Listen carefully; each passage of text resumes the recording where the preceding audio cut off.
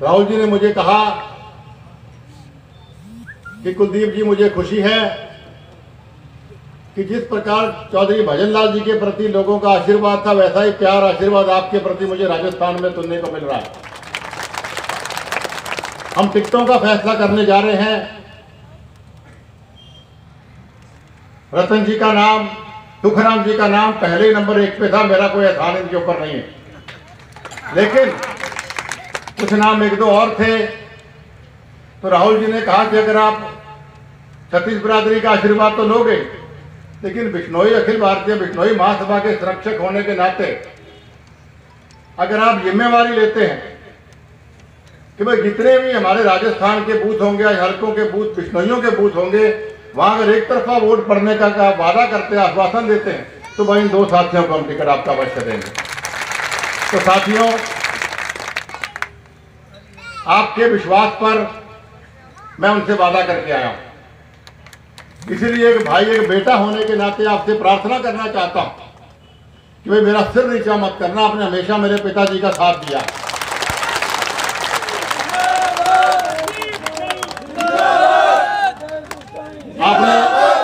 आपने तन से, मन से, धन से आपने हमेशा मेरे पिता बिश्नोई रतन चौधरी भजनलाल जी का साथ दिया, उन्हें मजबूती दी।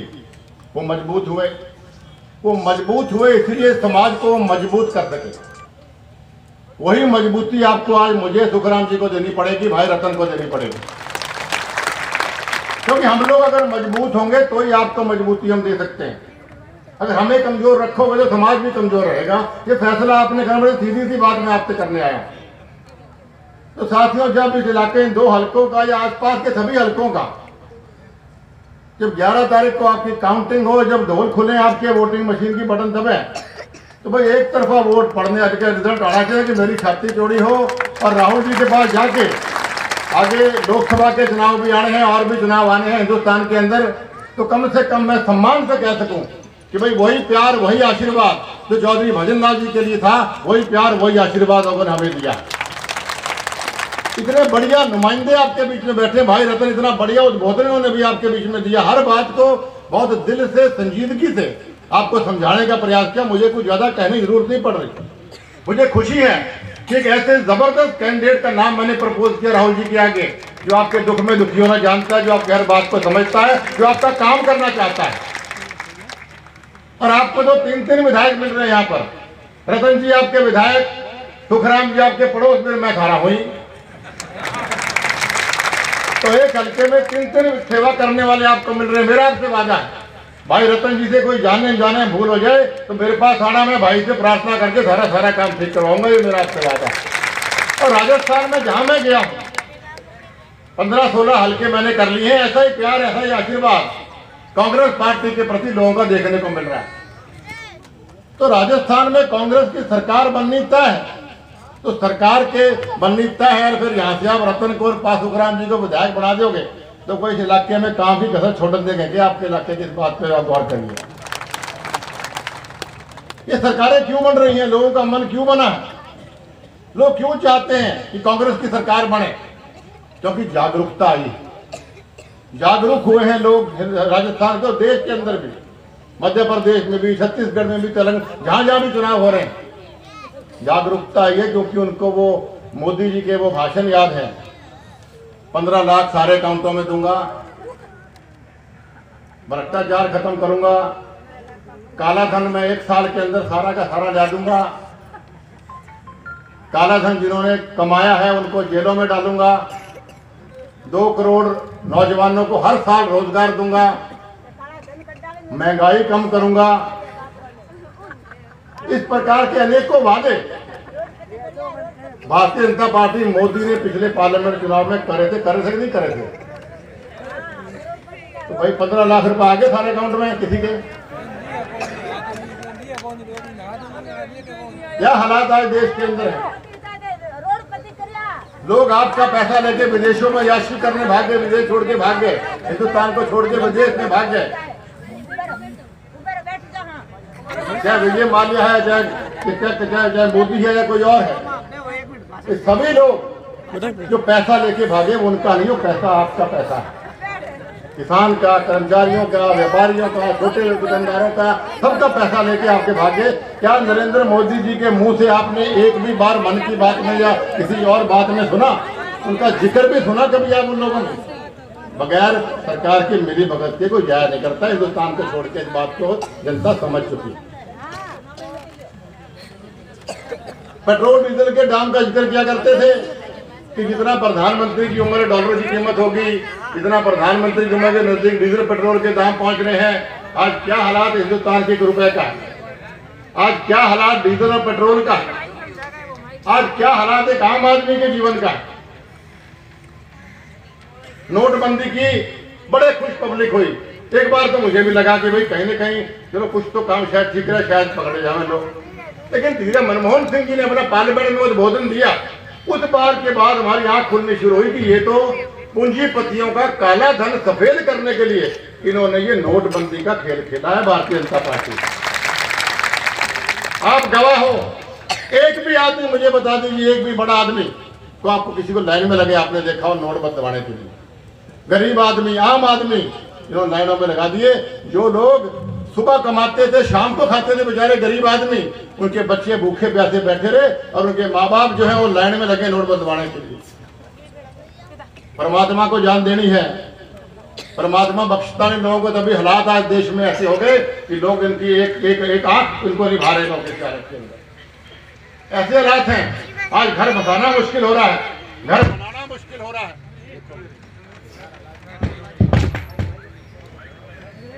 जैसा मैं कह रहा था, आज घर बनाना मुश्किल, घर बसाना मुश्किल। पेट्रोल की कीमत आसमानों पर, दवाइयां महंगी, अस्पतालों में इलाज महंगा। क्या इस प्रकार इन्हीं बातों के लिए क्या देश की जनता ने नरेंद्र मोदी और भारतीय जनता पार्टी को एक तरफा पूर्ण बहुमत दिया?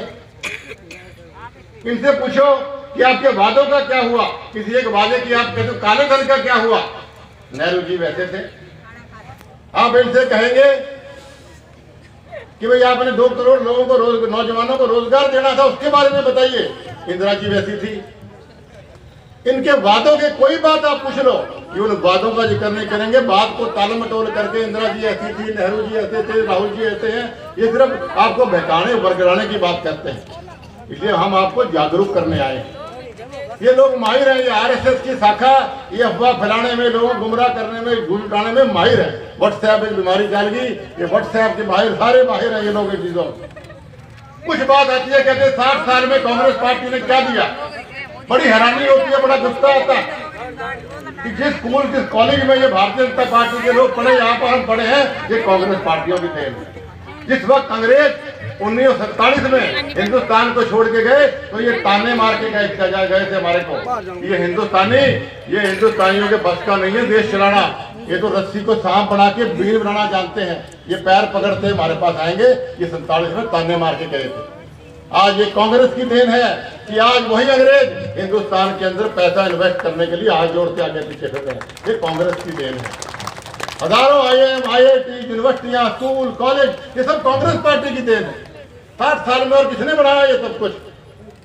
ये फैक्ट्रियों का जाल जो हिंदुस्तान में बिछा हुआ है, ये फैक्ट्रियों, कारखानों, सरकारी नौकरियों की वजह से लाखों करोड़ों नौजवानों को रोजगार मिले इतने सालों में, वो कांग्रेस की देन है। जिस वक्त भारत आजाद हुआ हमारे पास सिर्फ 20 टैंक थे और 4 हवाई जहाज थे। सिर्फ हमारी जो सैनिक फौज थी उसमें चंद लोग थे। सिर्फ हमारी सीमाएं सुरक्षित नहीं थी। आज दुनिया में सबसे मजबूत सेना किसी की है तो वो हिंदुस्तान की है, वो कांग्रेस पार्टी की देन है। आज लाखों हवाई जहाज, हजारों हवाई जहाज, लाखों टैंक आज ये कांग्रेस की देन है। मैं बहुत लंबी कहानी आपको सुना सकता हूँ कि कांग्रेस ने देश को क्या दिया। आजादी कराने से लेके आज तक कांग्रेस का सबसे अहम योगदान रहा है। हमसे मुकाबला करते हैं। मोदी जी को जब क्या सीख रहे थे उस वक्त तक तो यूनिवर्सिटियां खोल दी थी इंदिरा गांधी जी ने।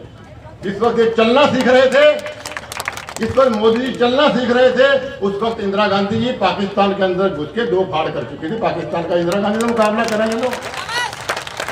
तो ये बातें साथियों में आपको इसलिए बता रहा, ये बहकाते हैं। कुछ नौजवान व्हाट्सएप करते हैं कि जिस व्हाट्सएप की वजह से, जिस सोशल मीडिया की वजह से आज ये मोदी प्रधानमंत्री है, वो मोबाइल फोन भी कांग्रेस की देन है। जब आजाद हुआ था तो राजस्थान की अगर बात करूं 10 या 12 महलों के अंदर सिर्फ फोन हुआ करते थे। आज हर आदमी के हाथ में टेलीफोन पहुंचा दिया। ये कांग्रेस पार्टी की देन है। तो ये बातें इनको भूलना नहीं है। और ये बातें आपको 7 तारीख को नहीं भूलनी जब वोट डालने आप जाएं। इतना बढ़िया मेहनती जुझारू ईमानदार नेता आपको ये मेरा भाई रतन मिला है। इसको इतने भारी मतों से जिताओ, इतने भारी मतों से यहाँ से जिताओ कि भाई जब ये जीत के अपने घर जाओ मेरा छोटा भाई, तो इनकी वाइफ विजय की थाली लेके गीत गाती मिले कि करके बीजेपी का सफाया, हाय राम मेरा प्रिया घर आया। भाई हीरालाल जी ने भी आज आना था, बोलना मैंने बहुत सभा एक और है, 2:45 बज गए, क्योंकि रतन जी ने आज बहुत अच्छा बोधन दिया। मैं समझता हूँ उनके बोलने के बाद हमारा बोलने का रहता नहीं। मैं तो आपको इतना ही कहूँगा कि भाई आप अपने भाई अपने बेटे की आने वाली 7 तारीख को लाज रखना, ताकि बार बार आपके बीच में आपकी सेवा करने भी, आपका आशीर्वाद लेने भी आपका भाई आपका बेटा आता रहे। हीरालाल जी पूरे विधायक जी ने भी आज आना था मेरे साथ, लेकिन जयपुर किसी काम से जाना पड़ गया। हम पूरे संपूर्ण बिश्नोई समाज पूर्ण रूप से रतन जी के और भाई सुखराम जी के साथ हैं, तन से मन से धन से। और भाई आप सब 36 बिरादरी के लोग यहाँ बैठे हो। मैं ज़्यादा बिश्नोई इसलिए कर रहा हूँ क्योंकि बिश्नोई समाज का की वजह से राहुल गांधी जी ने इतना सम्मान मुझे दिया कि 2 टिकटें दी। और चौधरी भजन लाल जी के बाद दूसरा ऐसा बिश्नोई मैं हूँ जिसको कांग्रेस वर्किंग कमेटी का सबसे बड़ी कांग्रेस की पंचायत का सदस्य बनाकर ये सम्मान बिश्नोई समाज को दिया। मुझे स्टार कैंपेनर बना के राजस्थान का सम्मान दिया। ये सम्मान कुलदीप बिश्नोई का नहीं, ये सम्मान बिश्नोई समाज का है, जो राहुल गांधी देश का एहसान का बदला आपको वोट के रूप में उतारना पड़ेगा। तो जो साथी मन से भाई रतन जी के सुखराम जी के साथ हैं, हमारे साथ हैं, वो दोनों हाथ खड़े करके इनको आशीर्वाद दो कि भाई 7 तारीख को इनको वोट देंगे। बहनों कुछ के हाथ खड़े को नहीं, कुछ के मैं देख रहे हो यहाँ पे। आपका बहुत बहुत धन्यवाद, नमस्कार। बहुत बहुत धन्यवाद चौधरी कुलदीप।